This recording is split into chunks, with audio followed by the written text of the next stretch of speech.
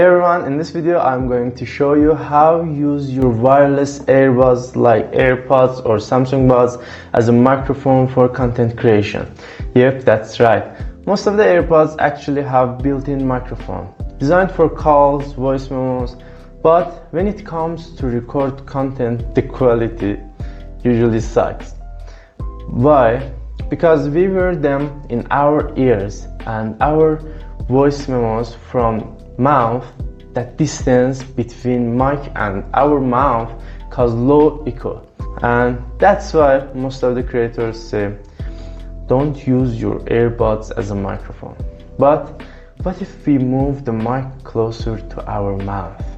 If we place the earbuds mic near our neck or chest, we can dramatically improve the sound. So in this video I will walk you through exactly how to do that step by step. First, you'll need two small magnets. One goes inside your shirt and the other on the outside to hold your mic in place. Next, grab a pair of Bluetooth earbuds. I'm using the Galaxy Buds 2 Pro. They're small, minimal, and their round shape actually look like a real mic. Plus, the sound quality is great. First of all, put both earbuds in your ears so they're sensor active and they turn on.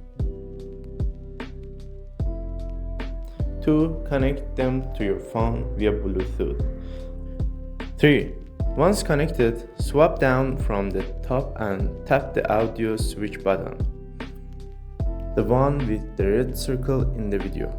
4. Choose the BT option. This will route your phone's mic input to the earbuds. Congrats! You now have a working wireless microphone. To figure out which earbuds is acting as a mic, take one out and blow on it. If you see the sound level spike on your screen, that's the mic. If it not, try the other one. Once you identify the mic, remove the ear tip rubber cover.